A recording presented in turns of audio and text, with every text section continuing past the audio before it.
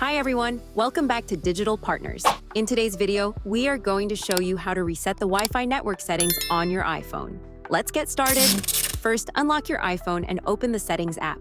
From the main settings page, scroll down and tap on General.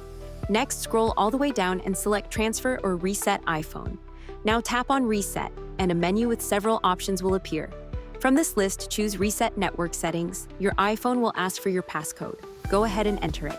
Then confirm by tapping Reset Network Settings again. Your iPhone will restart, and all saved Wi-Fi networks and passwords will be erased. And that's it. Now you know how to reset the Wi-Fi network settings on your iPhone. We hope this tutorial was helpful. If you have any questions, feel free to drop them in the comments. Don't forget to like, subscribe, and hit the bell so you won't miss our upcoming tutorials. Thanks for watching Digital Partners, and I'll see you in the next video. Bye.